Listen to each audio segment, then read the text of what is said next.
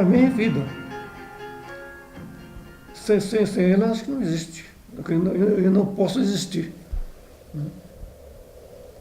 Porque, às vezes, eu, por exemplo, eu tenho uma mania de ficar olhando pela janela do apartamento. Quando amanhece, eu fico vendo o céu, as nuvens, etc. Aí me vem uma série de sensações estranhas. Ou então porque eu lembro de uma leitura que eu acabei de fazer, enfim.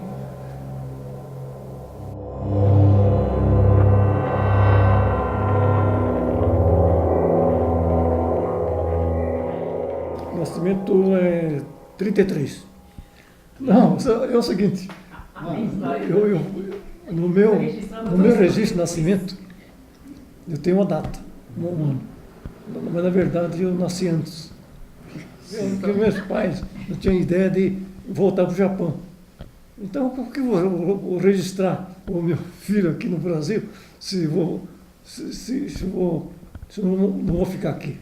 Então, eu fui registrar depois de 3 anos. Nasci em Nova Europa, perto de Araraquara.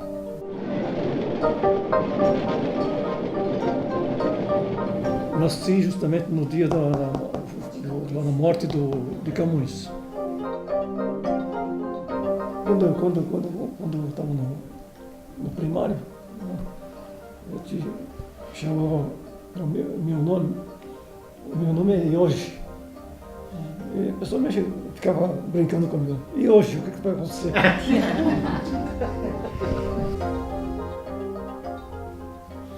Aqui, por exemplo, você vê que tem muita coisa que são tentativas de acertar. Né? Então, tem algumas coisas que eu coloquei porque gostei, continuo gostando. Né? E tem outros que hoje não republicaria. A mulher que dorme. És livre como o pensamento, e cavalgas as nuvens sem alarido. Que importa a tua forma, se nada exprime em seu silêncio de cristal? Que importa o teu gesto, fotografado em alvinegra imobilidade? És livre, ó geradora de ultrassônicas melodias, em tua atitude rara e sincera.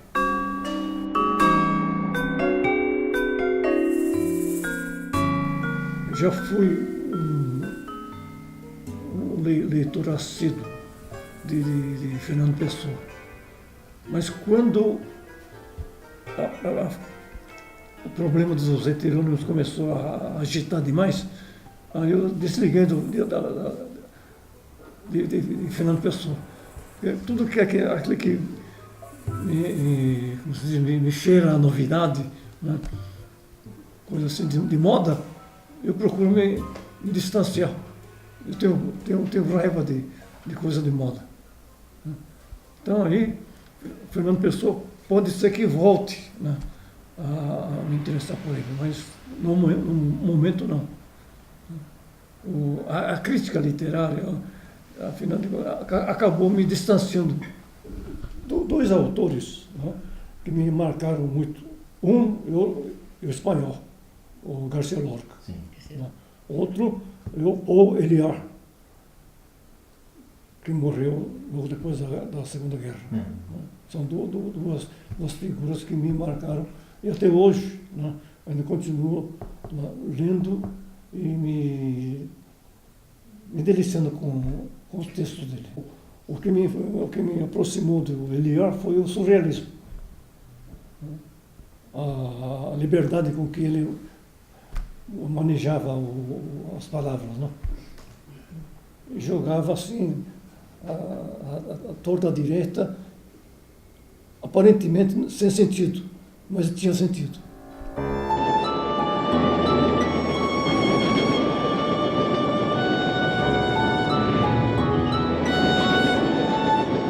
Não podemos deixar de mencionar, de lembrar sempre o Drummond de Andrade, né? Porque estava na crista da onda e em todo o livro ele trazia coisa nova, diferente. Né? Diferente, por exemplo, do Bandeira. Bandeira era gostar daquilo e continuar gostando do mesmo jeito. Enquanto que o Drummond não. O Drummond, de livro para livro, mudava muita coisa. Acrescentava. E, às vezes, chegava a irritar. O Claro Enigma, por exemplo, quando eu achei horrível aquilo lá. Depois eu voltei a aceitar, né? O poema faz parte do livro Amanhã e Seus Deuses, de 1958, do Ibsen Fujiyama. Fui lavrador também, ou melhor, filho de lavrador. Eram-me familiares os arados, enxadas e os demais utensílios que sabiam a linguagem da fecundação. Os animais, como a tarde, eram calmos e complacentes. Mas, quem sabe, pela manhã, fossem menos tristes que os homens. Traziam consigo os restos da noite em seu porte dócil de elefante. Meus pés acariciavam as chuvas que na terra entumeciam. Plantava-se também o tenro caule do arco-íris. Às vezes, por distração, colhiam-se ao vento espécies raras de frutos no outono. Um texto que eu gosto muito chama o Pai. O pai disse, o filho, encolhido, acendeu. Era criança ainda o menino. Deixou os brinquedos heroicamente. Circunspecção. Tu és varão, filho. Concordou. Se encolheu. A sombra já te fazia bem. Roupa lavada de missa, pensava antes mesmo que lhe dissessem. Sabe-se, lá, o que se dizia por aí. Vez ou outra, o pai o consolava. Te enferrujam. Sim, fez com a cabeça, e assim permaneceu. As ervas sob o assoalho aos poucos cresciam. Crescia o menino também. À tarde do 8º ano de sua vida, voltou calado da primeira aula. Sorriu para o pai e de manhã, sem remorso, morreu. Esse texto é um texto assim, pesado e sempre parece que está se remetendo a um caso concreto. É alguma coisa assim? Genericamente falando, sim. Não é um caso específico de um caso. Né? Sei. Da relação entre o menino e o pai, de modo geral. O Fujiyama,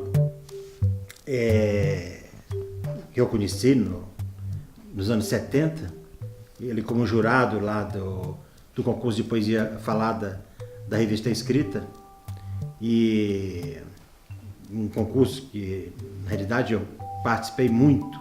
Talvez eu tenha sido o camarada que mais participou desse concurso. Era muito assíduo. E lá eu conheci o Fujiyama, conheci o Vadinader, o Marcos Rey, o Hamilton Trevisan. Então eram pessoas que sempre nos davam conselhos, né? Então isso para mim, aliás, o concurso de poesia falada da escrita foi assim um norte na minha vida.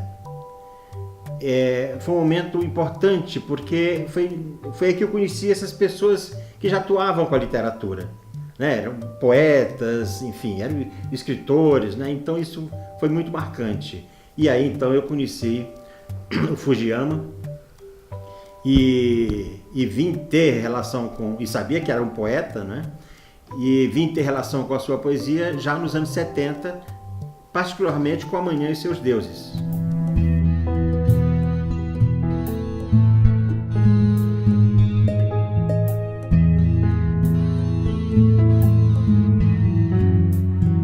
Sempre vivi dentro da cultura ibérica. A cultura espanhola e portuguesa. Nunca procurei sair disso.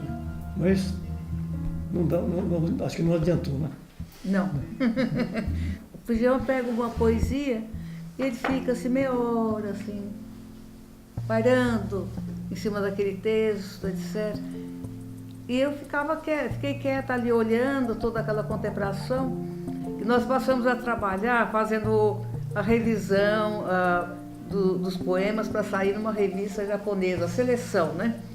Então a gente é o jurado daquela revista, então ele recebe os textos, eu recebo os textos, a gente faz aquela leitura, depois a gente se encontra, a gente revê, faz toda aquela questão do julgamento e da conclusão.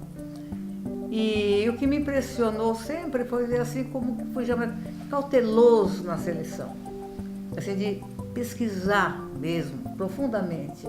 Não é gosto, não gosto, entende? É muito profundo a análise dele. E essa época que a gente passou realmente a trabalhar muito junto. E com isso a gente vai trocando as ideias também, foi trocando. Mas antes de eu publicar meu livro, você também fez uma leitura, né? Esse é o último livro que eu publiquei, Debaixo do Sol. É sempre interessante ele fazer uma leitura anterior. Porque ele vai mostrar uma coisinha que você passou de percebida, quer dizer, uma leve palavrinha.